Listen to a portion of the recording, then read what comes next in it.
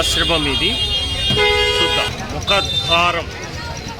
శ్రీకృష్ణుడు బలరాముడు 6 సంవత్సరాల్లో చదవాల్సినటువంటి విద్యని 63 రోజుల్లో చదివినటువంటి సాందీపుని ఆశ్రమం ఇది.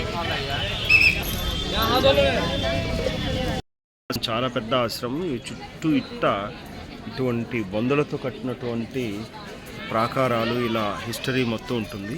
శ్రీకృష్ణుడు మరియు గురువు గారు సాందీపుల స్వామివారు, బలరామ స్వామివారు ఇక్కడ స్నానం చేసి విద్యను అభ్యసించారు అంటారు. ఆశ్రమం లోపల గురువు గారు శ్రీకృష్ణుడు ఉన్నటువంటి రూపం.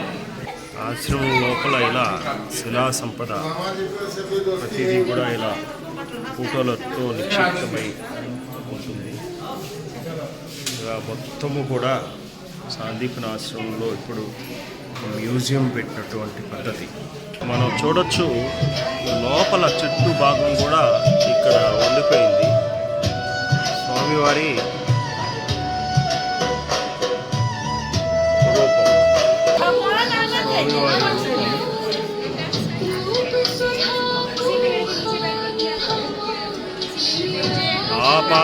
ఆపాదస్తమస్తకం.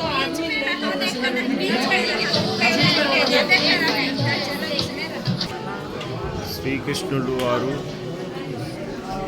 బలరామస్వామి పరివార్.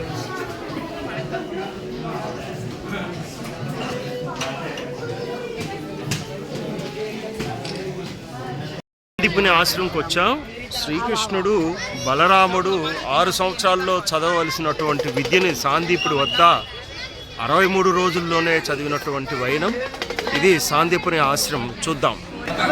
రాధే రాధే శ్రీకృష్ణ మందిరం. ఇక్కడ విభిన్న చిత్రఫలకాలు మనకి స్వామివారి యొక్క విద్యాభ్యున్నతిని మనకి సూచిస్తున్నాయి. సాందీప ఋషులు వారు బోధించినటువంటి విభిన్న ఫలకాలు.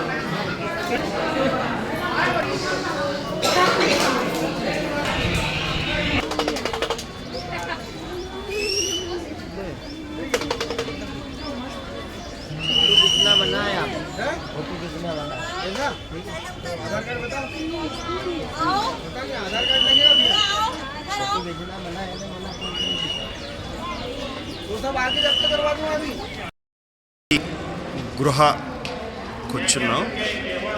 స్వామివారు దక్షిణామూర్తి స్వరూపులై గుహలో ఉంటారు. చూద్దాం. భర్తరి గుహ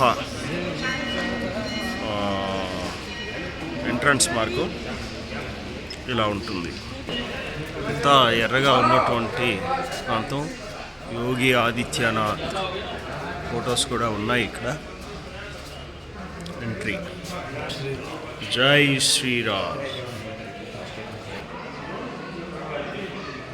గుహ నెంబర్ 1.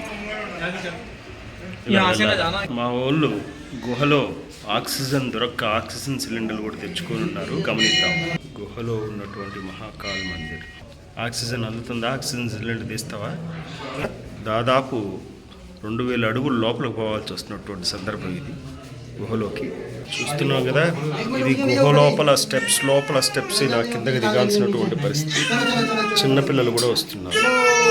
ఇలా దిగాల్సిన పరిస్థితి కిందకి గుహ లోపల. మళ్ళా లోపల ఇలా ఉన్నటువంటి ప్లేసు భర్తరి గుహ. గుహ లోపల ఉన్నటువంటి స్వామివారి పాదుకలు. గుహ లోపల ఆక్సిజన్ అందకపోతే ఏసీ సదుపాయం అందించిన నెంబర్ 1. ఇప్పుడు గుహ నెంబర్ 2. గుహ 2 కూడా ఇలాగే వెళ్ళాలి. రెండో గుహలో ఉన్నటువంటి శివయ్య గుహ చివర ఉంటారు. మందిరం సాందీపని ఆశ్రమం వద్ద శివులు స్థాపితమై ఈ దర్శనం ఉంది.